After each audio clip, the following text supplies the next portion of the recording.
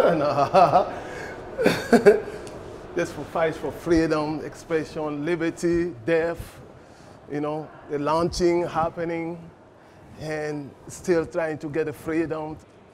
So this is the expression of black liberation, black activism. So you have a sojourner troop over here, leading the black people to the freedom.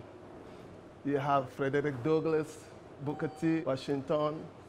You have Carver here. My name is Yanni Kausi from MoMA. I'm an artist, an activist too.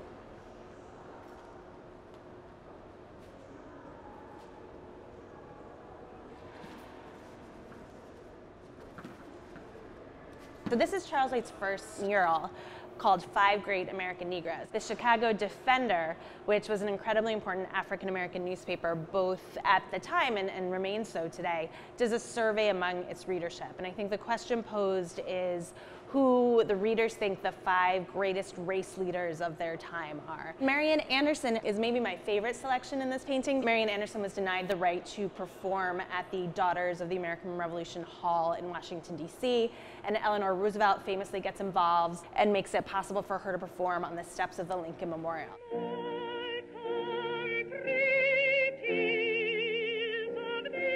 White has included her kind of fresh from the pages of the newspaper in this massive tribute to the accomplishments of African Americans in United States history.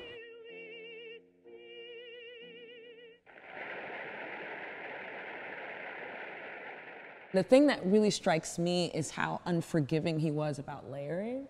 Like he was really he trusted himself a lot. Like I wouldn't go as far in some of the parts he did with the eyes, but he was like, it's gonna look like an eye. Gosh, I mean, this part? Are you kidding me? This is when you know he's just flexing.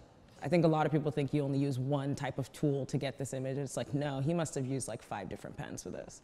Different widths, obviously, different degrees of color. Some of them are more warmer, some of them are cooler. And it even looks like he definitely layered it on top of the pencil. The furrow in the brow and that kind of look into the distance. It's like he's giving them space to process the world. I don't think he was trying to put a rosy face on anything. I think he was incredibly aware of the injustice and the suffering and that exact hardship of being black in America, but I think he was also aware of the incredible resiliency and strength and I think will to change things that he certainly had and that he saw reflected in his community. I don't want no bald-headed woman. See to me, Lord, Lordy, well, see to me. Charles White meets Belafonte when they are both young up-and-comers in Harlem, and they meet through this advocacy group called the Committee for the Negro in the Arts. And it's a group that's really aimed at changing the way that African Americans are presented and perceived in popular culture. This is a drawing that Harry Belafonte commissions White to make, essentially of him in performance. This is so good. It's kind of insane. I'm speechless. I'm quite seriously speechless.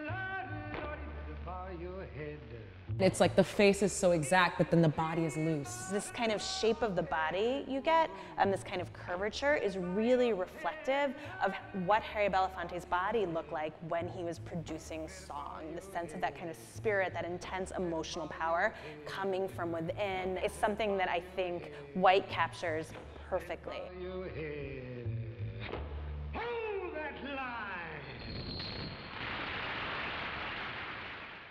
He uses it as the image to open up his television special. Live from New York, tonight with Belafonte.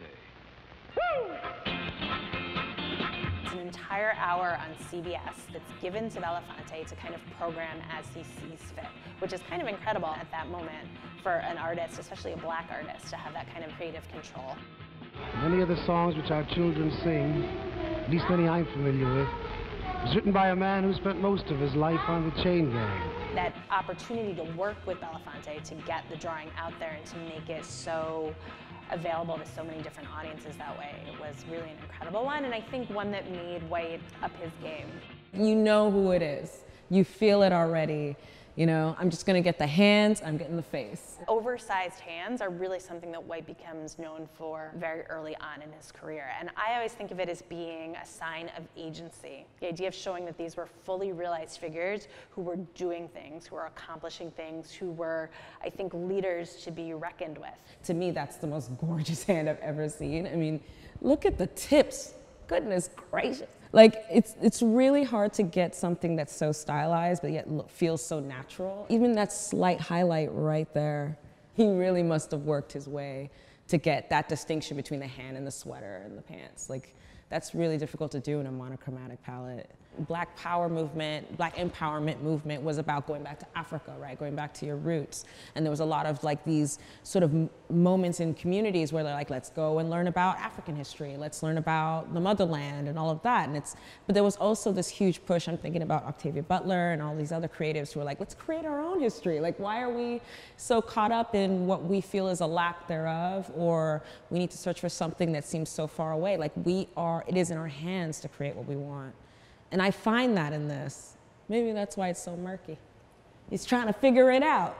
Charles White was an unabashed pacifist. He definitely saw injustice and recognized it, but I think ultimately he would never have believed that violence was the way to get anything done. But that being said, he was really aware, I think, of the difficulties of that conversation and the nuances that needed to be recognized and thought about. Are you gonna use peaceful protest to get your message out there, or is that not working and you've decided that more militant action is taken? It's called the oil wash.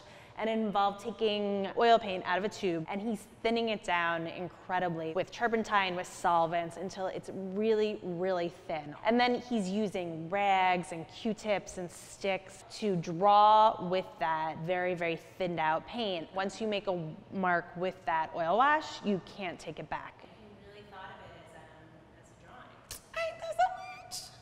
Are you kidding me? This is incredible. This actually makes this piece so much more interesting to me, because he must have really tried some different things. I think because you're seeing the marks made originally and then the marks layered over it again and again, there's a sense that there is more in there, more encapsulated in the work than we may be seeing at first glance. I'm Laura Neufeld. I'm assistant paper conservator at the Museum of Modern Art.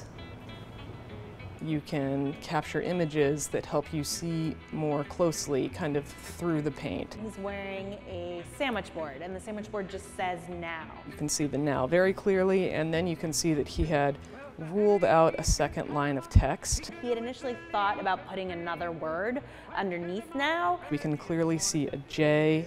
You can see what's probably an S, and then two letters that he seemed to start and then change, and then he abandoned this altogether. Some people say Jesus, some people say justice.